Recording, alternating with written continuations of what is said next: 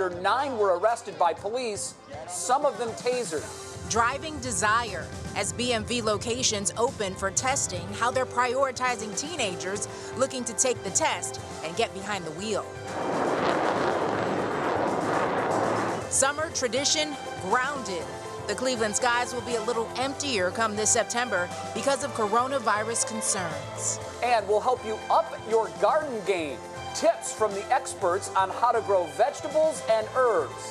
What's new starts now. And now, live from WKYC Studios, this is What's New. Yes, it is, and hello again, and happy Friday. Thank you so much for joining us for What's New. I'm Jay Crawford. And I'm Tiffany Tarpley in for Betsy Kling tonight. Jay, we know she is taking a much-deserved vacation. I think we can all use one of those right now. I think you're right.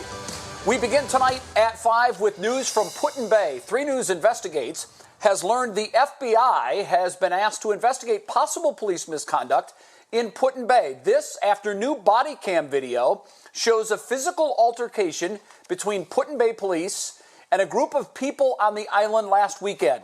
3 News investigator Rachel Polanski joins us now with the very latest. Hello, Rachel.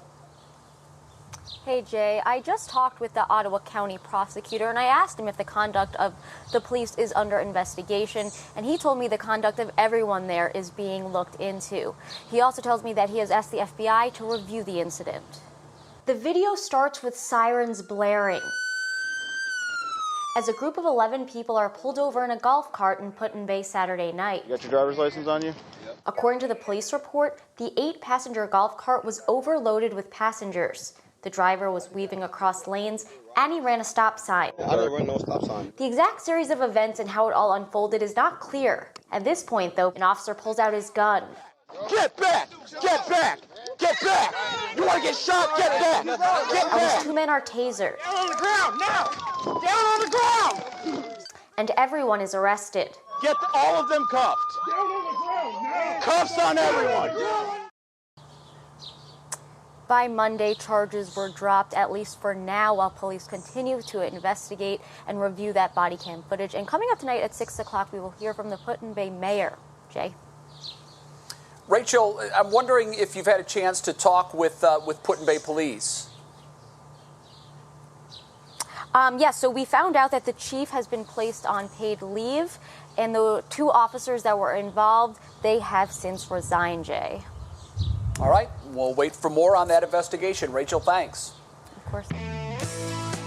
Well, more pressure is being put on an Ohio state senator who made controversial remarks about black people. You remember in a hearing this week on racism as a public health crisis, State Senator Steve Huffman referred to African Americans as colored people and wanted to know if they are hard hit by the coronavirus because they don't wash their hands as much as others. Huffman, a physician, was fired yesterday from his ER job. There is pressure for the Dayton area lawmaker to step down.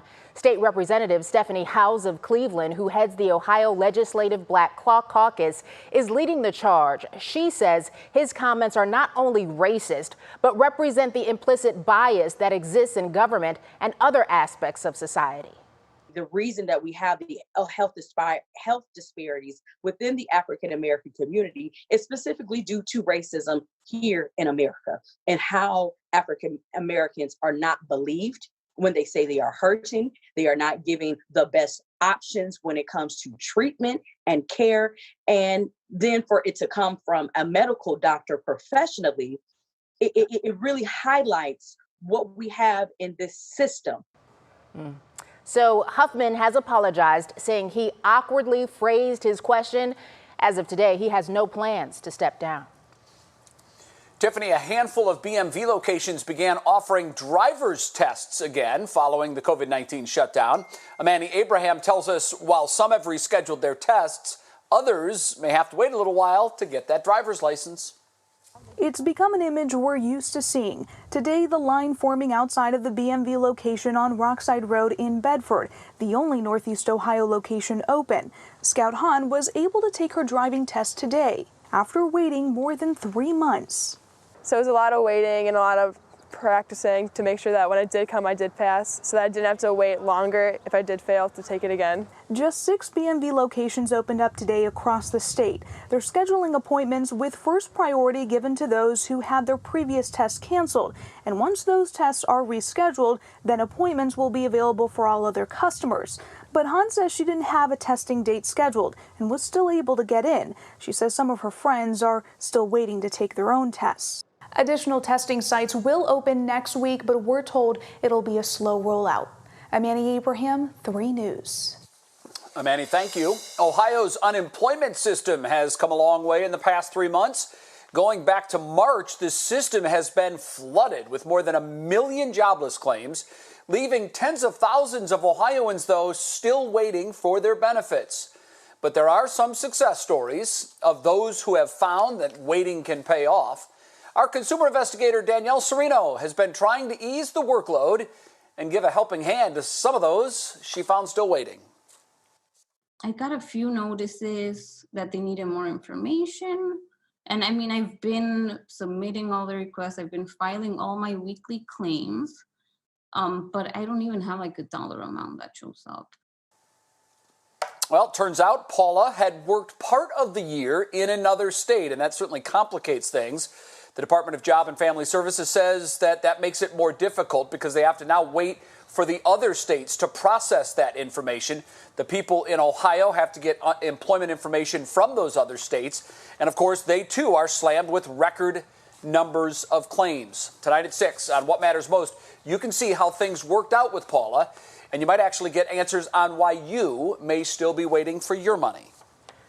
Well, now we want to get you caught up on today's big story. Some other news from Laura Queso. She joins us from the newsroom. Hi, Laura. More coming out from that unrest a couple of weeks ago. Sure is. The FBI, we've learned, has arrested another suspect in the May 30th riots that erupted after peaceful protests in downtown Cleveland.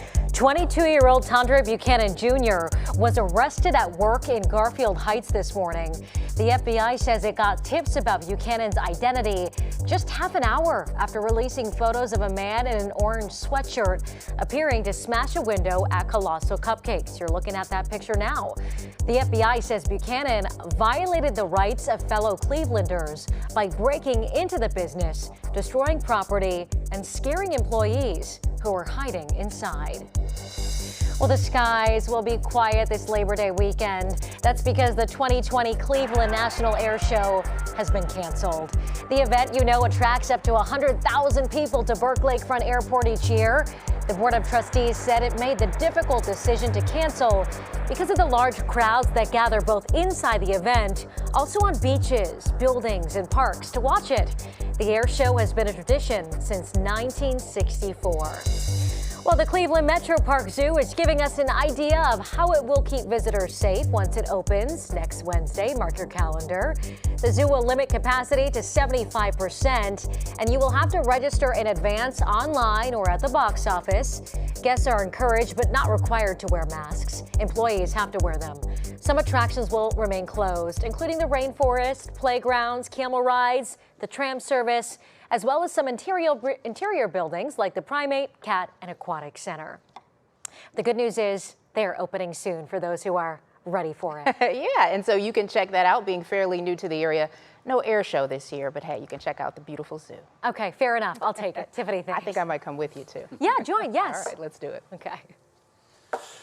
Well, when the NBA designed their new plan for finishing the season, the Cleveland Cavaliers were on the outside looking in. Today, Kevin Love and Colin Sexton addressed the media to wrap up the 2019-2020 season. The NBA decided to move forward with just the top 22 teams at the time of the shutdown, and the Cavs were well outside of that range. So the remaining 22 teams will now head to Orlando next month when the NBA plans to restart its season. What about the 8 teams that aren't going to play competitive basketball this season? The Cavs are still hopeful that the NBA will allow them to do some sort of training camp during the offseason. Otherwise, they'll go 8 months between playing basketball games. Kevin Love says that if this break from basketball has taught him anything, it's that he shouldn't take hoops for granted. A lot of reflecting during this period as well. I think a number of us have been able to do that and take a step back. And like I know that moving forward, I just don't want to have any more missed opportunities or even, regrets, because, if like I said, if this season has taught me anything, it's just that the game can be taken away from you so fast.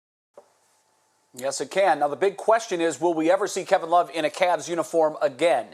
Remember, the Cavs were looking for a trade partner for Love before the trade deadline back in February. And though that did not materialize, keep this in mind. Love still has 3 years left on his current contract, and the Cleveland Cavaliers owe him $90 million. Jim Donovan will have much more on the Cavs tonight at 6 on What Matters Most. Still to come on What's New, the power of words, how some community activists are sparking change and making a difference. And Brandon Simmons is in for Stephanie today. He's tracking what's clicking in Cleveland. Coming up on Clicking in Cleveland, we'll tell you what Starbucks is doing to support the Black Lives Matter movement. Also, we know when MGM Northfield Park will reopen its doors. Plus, we'll tell you how Dr. Acton is continuing to educate others on coronavirus. Kerry, what's the weather look like? After a beautiful Friday with sunny skies, we're going to have a sunny and very low humidity kind of weekend, kind of a coolish weekend for this time of year. But then we're going to see a big warm up as we head toward the end of next week.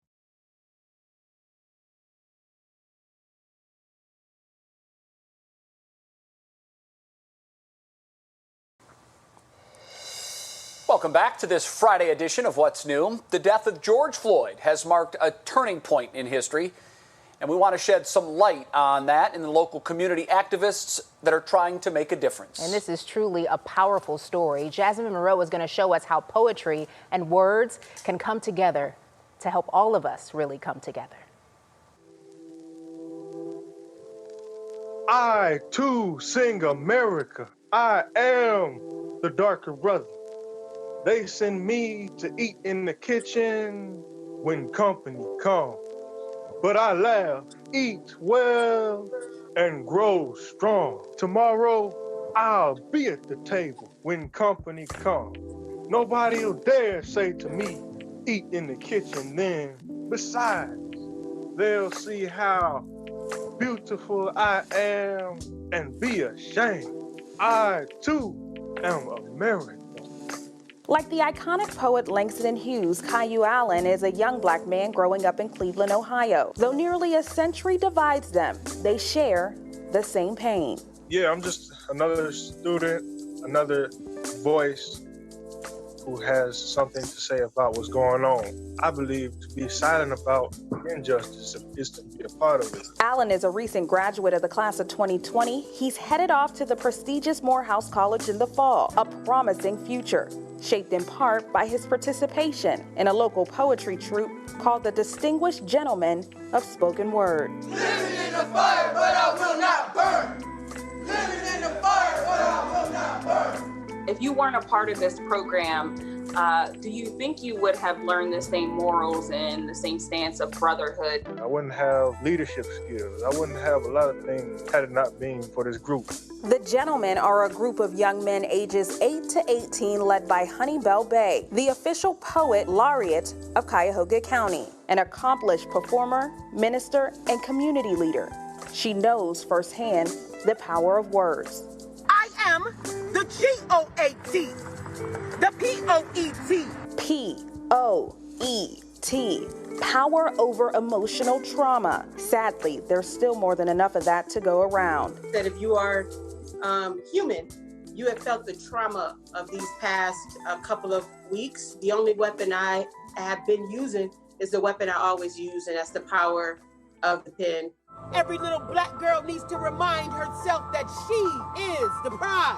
That power perhaps more poignant than ever. She shared her most recent work with us at the end of last week. From COVID to crisis to chaos, national pain, national rage, peace and justice, they've got to be the players on this stage.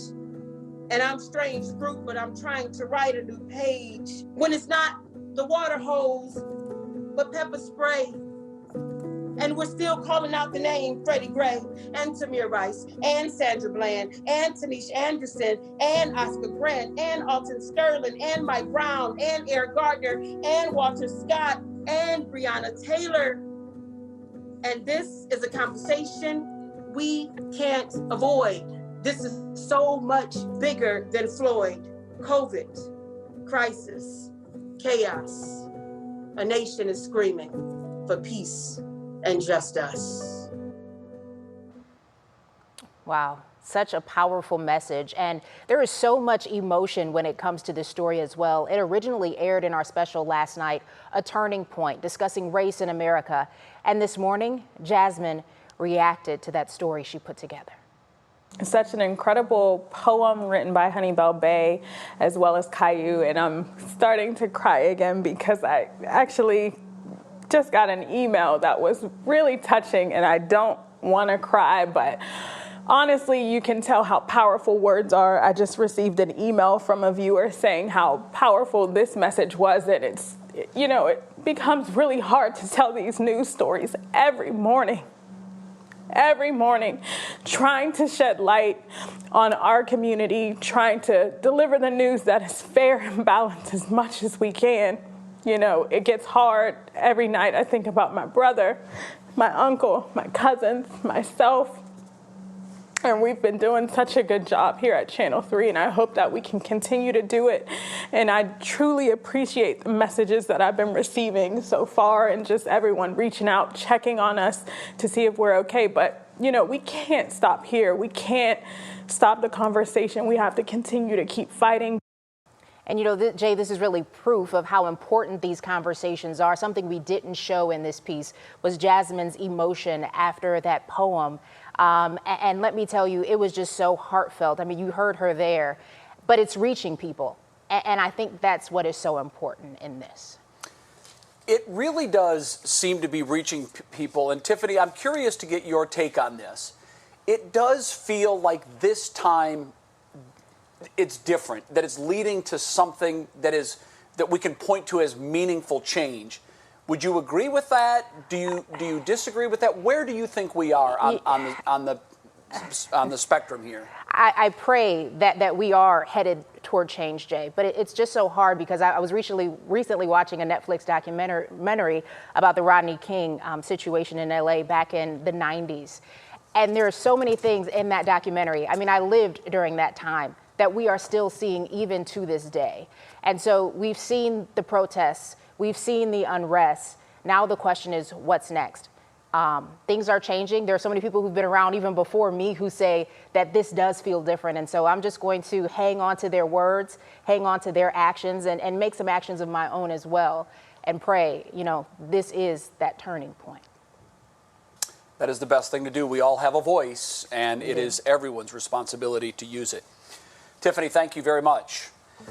Well, if you spent any time outside today, you know that this is what spring is supposed to feel like. It's been weird, Carrie Coleman, who's in for Matt, because we had snow last month, and we hit 90 before Atlanta hit 90 degrees just the other day. I think this is what spring is supposed to feel like, no? Well, if you say so, absolutely. But I'll tell you what, we're going to see a nice little pinch of cool air this weekend. And if you do like hot, humid, summery kind of weather, as we go into the official start of summer, we're going to see some really warm temperatures for the foreseeable future. This is the last little pinch of Canadian air that we can see. There's not much left up in Canada at all. Your patio forecast for this evening, I'm giving it 3 thumbs up, 3 check marks. Yes, we're going to drop out of the 70s into the 60s here this evening. Those temperatures right now, very pleasant. 60s near the lake, 70s on inland. Tomorrow, not quite that warm. And what about the dew points? It is very comfortable, all in the 40s, with the exception of Mansfield at 51 degrees. And if we take a look at satellite pictures, you can see not much going on across the Midwest. We've had our second cold front in the last couple of days move on through, and behind it, cool, dry Canadian air. There is a little disturbance up to the north that's going to come on by overnight tonight. That may sponsor a shower very briefly, but by tomorrow morning, that's going to clear on out. We're going to see the 60s only for high temperatures tomorrow, your Saturday, and then your hour-by-hour forecast, National Design Mart. We will see 70s back again on Sunday, and then we get into the 80s, even 90s before next week is through. And as we take a look at your hour-by-hour forecast tomorrow, all 60s for the most part. Off to the lake, kind of choppy out there on that northeast wind, long fetch for the wind on 12-knot winds, 2 foot. Is what we're going to see in terms of waves. Universal Windows Direct 7-day forecast. We will see 67 for a high temperature on Saturday, 72 on Sunday, and then just stair-stepping our way up in temperature all across the next week. And as we get toward the middle of the week, we're going to see more humidity and those temperatures more on the hot side, and then about 90 on Friday and next weekend, which will be the first weekend of summer. It's going to feel like it, no doubt about it. We'll be right back.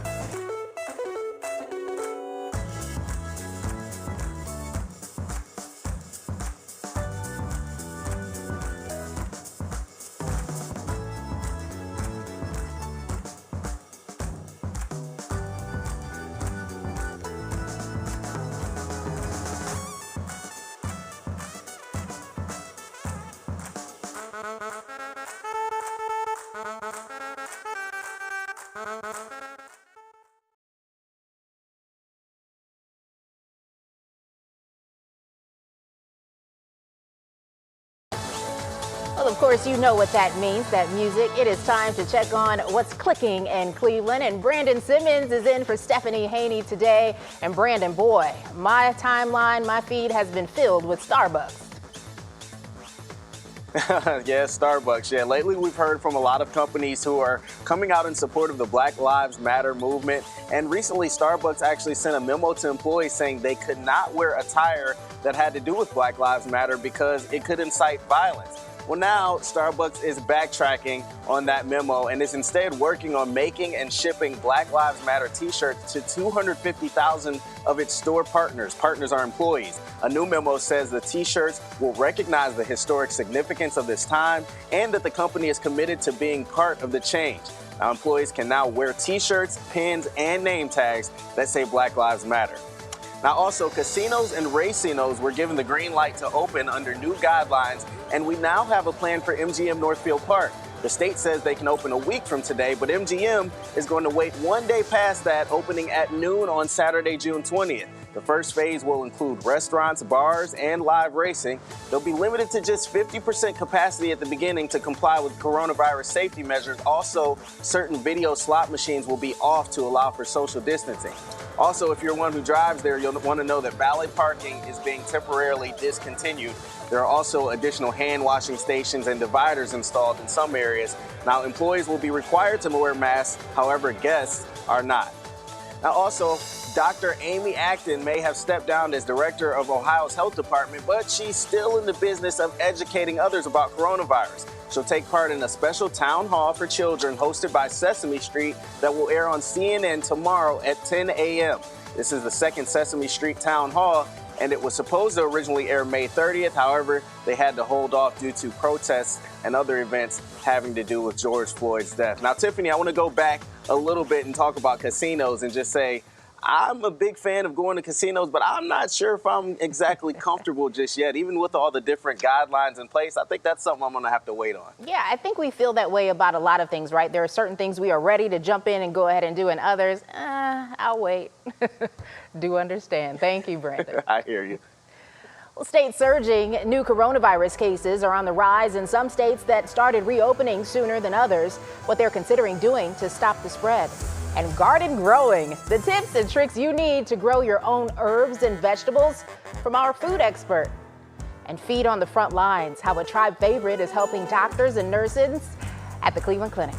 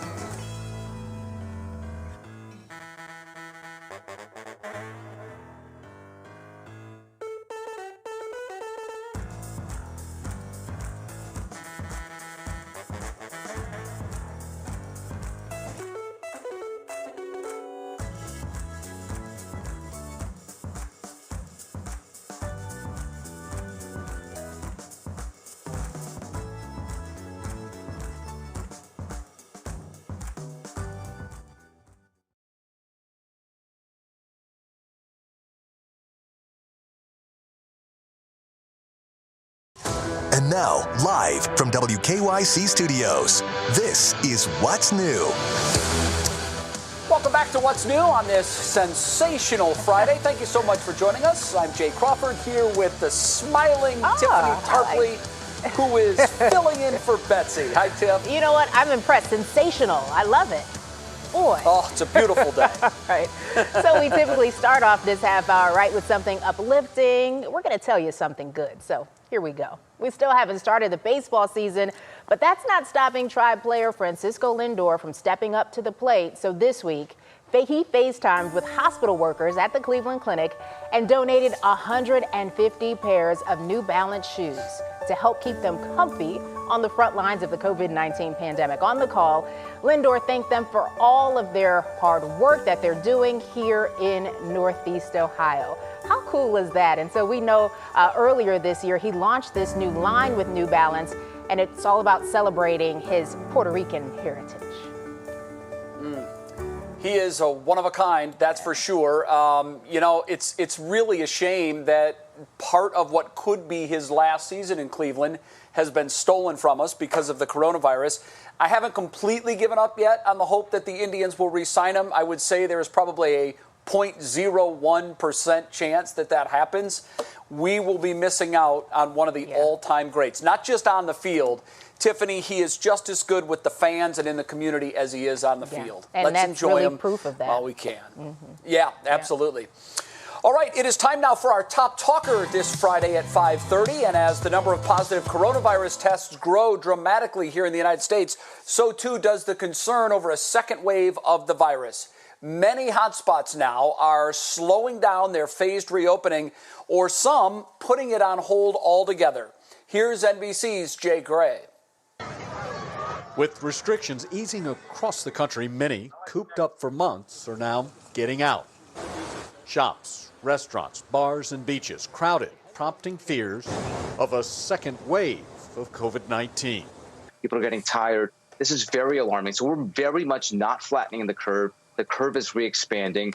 More than 20 states have seen a spike in infections, 14 of those jumping more than 25%. Florida today reporting the highest number of new infections since the pandemic began. The line at this Orlando testing center stretches for blocks. Increased testing is likely part of the reason for higher numbers nationwide, but doctors warn it's evidence of a serious and growing problem. The increased testing is detecting what's already out there, so that there is clearly community spread of the virus, which really just drives home the point that people need to continue practicing these public health measures of the physical distancing, the covering your face, and the hand hygiene. A number of cities are delaying reopenings. The state of South Carolina has declared a new state of emergency, and in Oregon, a phased reopening has been put on hold. The virus makes the timelines. We don't make the timelines, and we are all in this together. Together, though most experts are still stressing the need to remain apart. Jay Gray, NBC News. A health scare at a Missouri hair salon is making headlines not for the coronavirus crisis it created, but for the one it actually prevented. So 2 stylists tested positive for the virus and potentially exposed 140 clients. Get this, though, there are no signs the virus actually spread. Despite the area being at capacity, experts are crediting the use of masks and other safety measures for keeping COVID-19 at bay. There was between 6 to 8 chairs, and it seemed like there was a hairstylist cutting, like a person in just about every chair that I saw. I took all the proper safety precautions. I wore a mask. So an infectious disease expert modeled the scenario and found there should have been at least 5 cases that came out of this. All right, so now we want to check in on the other day's top stories. Laura Queso joins us live from the newsroom. Hi, Laura. Hello again, Tiffany. Well, state lawmakers have rejected an amendment that would have banned the sale of Confederate memorabilia like flags at county fairs.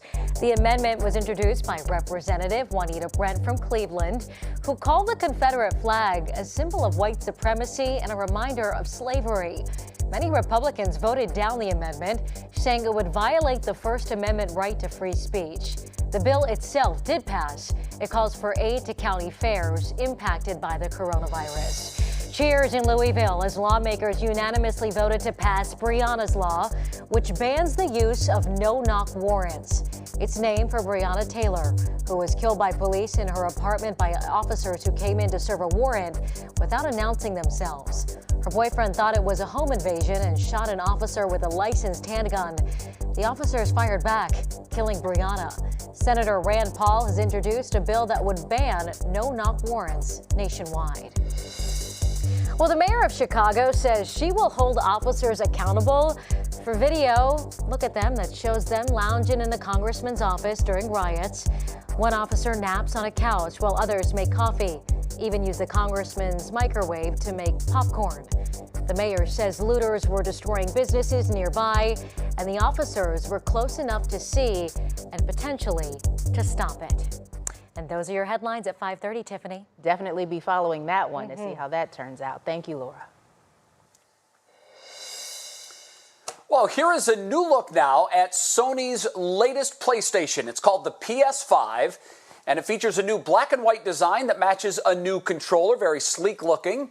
The gaming system stands vertically, and it comes in two versions. You can either get it with the 4K Blu-ray drive or without. There are also a number of accessories available, including a charging station, an HD camera, a 3D wireless headset, and much more. The PS5 will be released, of course, just in time for the holidays. No word yet on a price. Hint, it won't be cheap. There's that music. You know what it means. A first for The Bachelor and big changes for the Oscars. Brandon Simmons is in for Stephanie with your daily pop break. It's been a long time coming. After 24 seasons on air, ABC announced earlier today that The Bachelor will feature a black male lead, Matt James. The announcement came this morning on Good Morning America. A lot of people have been calling for more diversity in the franchise. In fact, an online petition noted in 40 seasons, The Bachelor and The Bachelorette together only had one black lead. That petition has more than 86,000 signatures, and now that James has been cast, some are wondering if his role is just a PR stunt. Here's what he had to say. I don't think it's ever the wrong time to do the right thing. So too little too late for me is this happening, and we can't have change until we put that first foot forward, and that first foot forward for the Bachelor franchise is having a black lead. So I'm excited to take on that role. Good luck to him. Now, the Oscars are also implementing some big changes for this year, including a set number of Best Picture nominees and inclusion standards for eligibility. The latter hasn't been determined yet, but the new requirements are expected to focus on diversity, a plan that will be finalized by the end of July.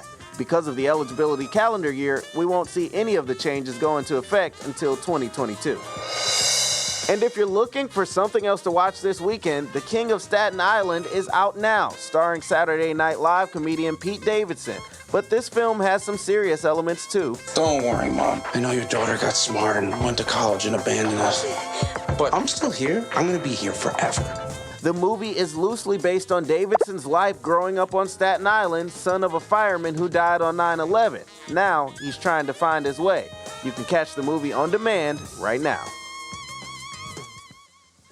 Now, Jay, there are always some awesome things you can find, obviously, out there to watch new content. One other thing I wanted to pay attention to that I'm looking to watch is Dave Chappelle. He released a special. It's been getting a lot of people talking on Twitter, and it's called 846. Has to do with him talking about, speaking out about George Floyd's death, and also a couple other topics that he touches on. We know he's always controversial, but he recorded this just 6 days ago down near Dayton, and he said he usually doesn't release things that are this raw, but he said he wanted to speak out on this one. So that's one I'll look out for. I haven't read a lot of reviews because I wanted to kind of be a surprise as I watch it.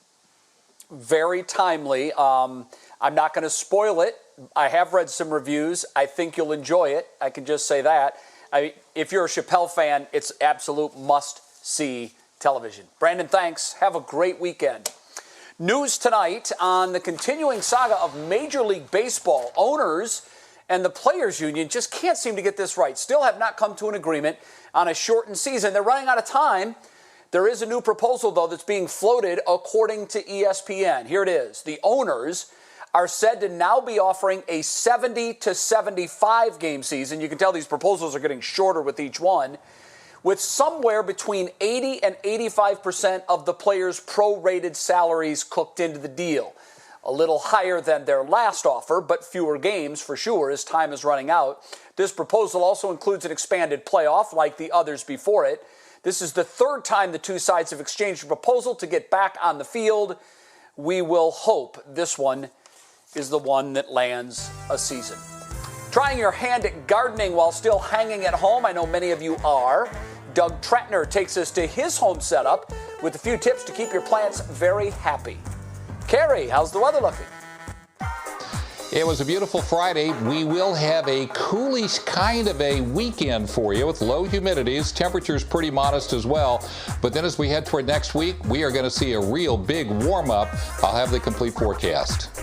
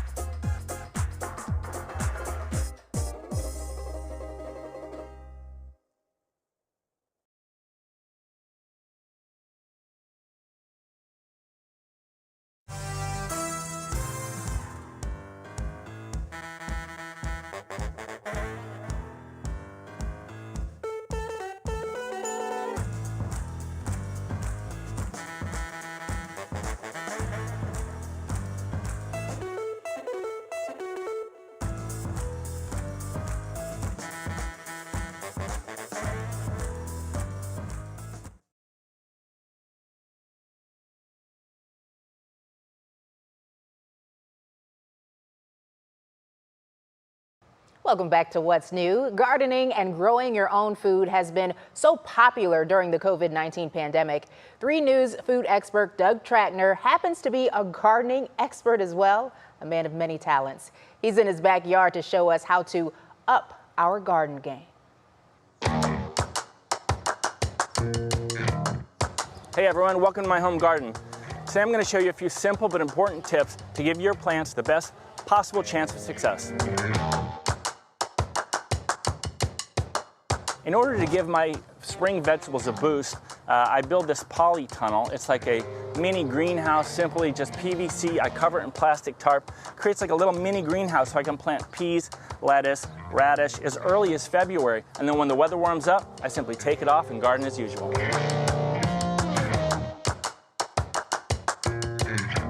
After sun and soil, proper watering is essential to the success of your plants.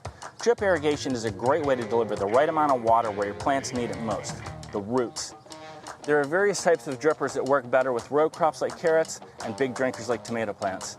I have mine connected to a timer that goes on and off when I want it, even when I'm out of town.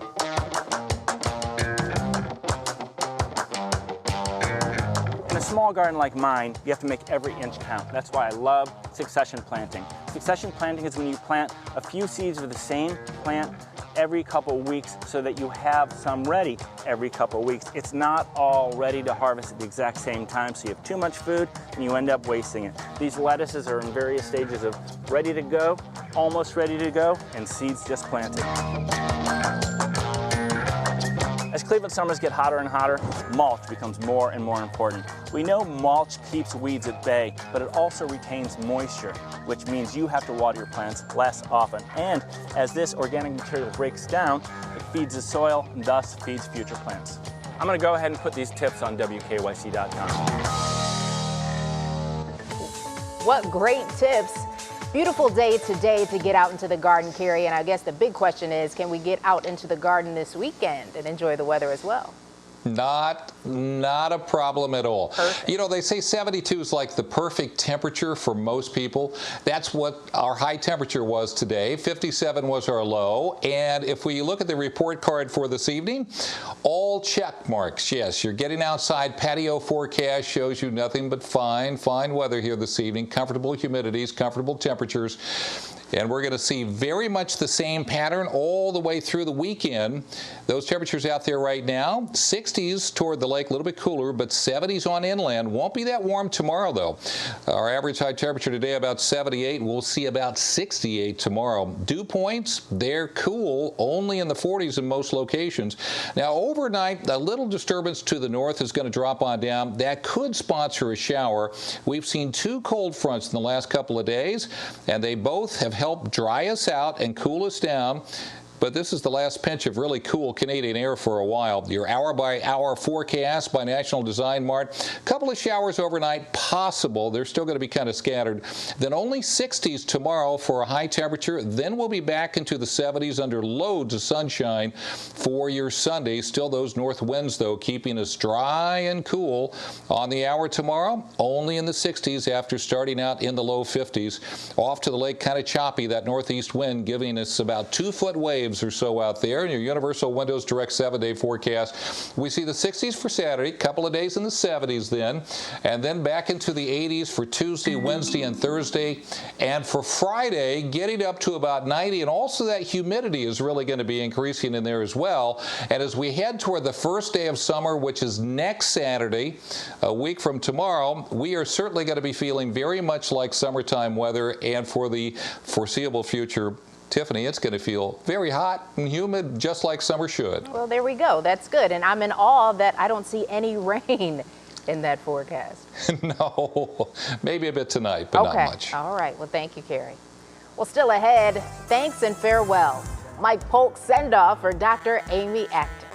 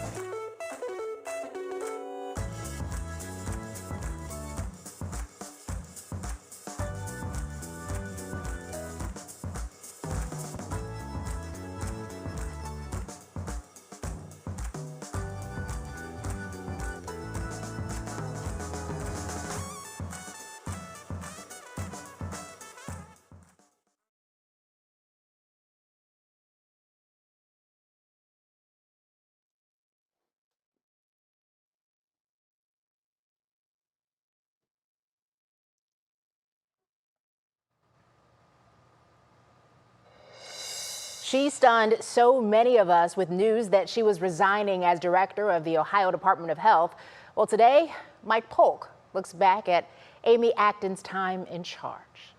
Dr. Acton announced that she was stepping down from her position yesterday. Many Ohioans got collectively bummed out. Even the sign language lady seemed a little depressed, and she's usually unflappable. This is obviously going to mess up the DeWine & Company Good Time Afternoon press conference hour that many of us have become such big fans of. Losing a major character like this in mid-season is always a real setback for an established show. I just hope they don't do anything desperate like replace her with Ashton Kutcher or something to try and keep the ratings up. That would be a real disservice to the fan base. Hey, speaking of fans, you know who has plenty of those? Dr. Amy Acton. And why not? She's a great story. She rose up from being homeless as a child in hard-scrabble Youngstown, which is the only word you're allowed to use to describe Youngstown, to becoming Ohio's health director, where she helped steer our state's widely praised response to the pandemic. And she did so while speaking directly to Ohioans in a measured and compassionate tone that helped to make a really bad situation seem just a little less hopeless and scary. You are moving mountains. You are saving lives. So obviously, we all fell in love with her. We sent her fan mail, kids dressed up like her, there are t-shirts, and well-intentioned but fairly brutal musical tributes online. Baby, what we gonna do? And a way above average cartoon. 1, 2, 3, 4, 5, 6 feet apart. Stay home. But of course, Dr. Acton also has her share of detractors. She had to make tough choices to try and keep people safe, and that involved shutting down schools and businesses and preventing large gatherings. Some people were less on board with that than others. She was condemned as being alarmist. She was protested, including at her own home. She's even currently being sued by 2 Ohio music festivals for enacting a statewide ban that would prevent people from attending an Eric Church concert. That's really why someone is suing her. I do understand the frustrations that a lot of Ohioans are feeling right now. I just personally believe that that frustration is a bit misplaced. The anger aimed at Dr. Acton reminds me of a classic episode of The Simpsons in which a comet is careening towards the Earth, aimed right at Springfield. The crisis is, of course, averted in the end, and when it's over, the townsfolk make a community decision. Let's go burn down the observatory so this will never happen again. Yes! See, I think it's actually the virus that people are mad at for disrupting all of our lives, and not Dr. Acton. But you can't protest a virus, and you can't sue it. You can yell at a virus or post mean things about it on Facebook, but it probably won't care. So what's the next best thing to get mad at? How about a government official in a lab coat that's telling you you're not allowed to go to Chili's? That'll do. I don't know if all of Dr. Acton's decisions were the correct ones, but I'd assume that they weren't. Given the unknown nature of the virus and the task that was presented to her, I don't think anyone could have batted 1,000 on this. But I do know that while Ohio is the 7th most populated state in the nation, it ranks 35th in total COVID cases. That's about half the total of Michigan, so take what you will from those numbers. So speaking personally, thank you for the effort, Dr. Acton. I think I can safely say that most Ohioans really appreciate everything you've done. You spoke to us in simple terms that we could understand, but you never came off as condescending. And you were exactly what many of us needed you to be at a time when we really needed you. Now, go enjoy your next chapter, whatever it may be. But please, don't go on Dancing with the Stars. You're better than that. This is Mike Polk for 3 News. Yeah, I hope we see Dr. Amy Acton in some form down the road. I think she's too valuable and too good at what she does to just completely disappear into the midst. But I'm with you. I do hope we don't see her on Dancing with the Stars. That wouldn't be a good look. Well, she's staying on an advisory role through this, which is great and comforting to everybody. And she's obviously appearing on Sesame Street. I didn't know that until Brandon just told me, so she found a better gig than Dancing with the Stars. She gets to hang out with Elmo and Grover, and there's nothing better than that, right? Well, and Mike, I think that pretty much, that's when you know you've made it. When you're a guest star on Sesame Street. That says it all. Oh, yeah. Yep. How have you been? We haven't talked lately. Are you doing okay? Everything's good in your world? I'm all right. Thanks for asking. What a weird time to do this. You have my phone number, Yeah. but I guess we can talk now, Jay. Yeah, I've been good. I'll fill you in later on, but everything's fine. Thank you for asking. I appreciate that. Well, I ask not just for my own behalf. The viewers are, I'm sure, curious as well. And Mike, thank you. Great to see you. Have a wonderful weekend. And also, thank you for spoiling our upcoming tease. A surprise visit you don't want to miss. This heartwarming reunion. It's worth the watch. Next.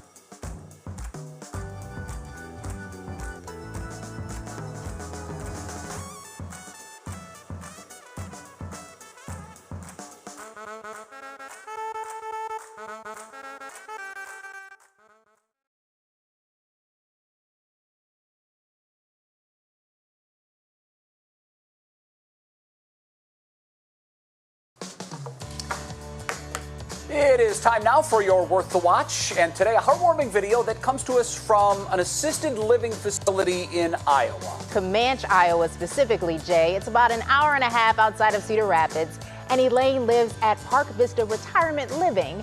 She had been praying for a new great-grandbaby, and just as the pandemic ramped up, her prayers were answered. Forrest was born in January, but Elaine hadn't seen the little guy since then. But that all changed yesterday. Take a look at this. Oh, are they there with the baby? Oh my God. Oh. How special is that? So there's really no other way to say it. As you can see, she was just so overjoyed, moved to tears. I'm sure she wishes she could hug that little baby. When her family drove all the way to see her from outside of her window facility, when little Forrest was born, he only weighed 3 pounds. Now he weighs 12. Wow. Elaine was able to see just how much the little guy has grown in the past 5 months. Imagine not being able to see your family, hug your family, and you have a new grandbaby. Glad she got to see him. I know how it feels. My granddaughter was born a couple of weeks ago. I still haven't been able to see her. Oh. It's killing me. It will happen soon. It will. It will. It will. Thank you. All right. So, thank you so much, Tiffany, for filling in, and thank you for watching. We hope to see you Monday at 5. What matters most starts now. Controversial arrest.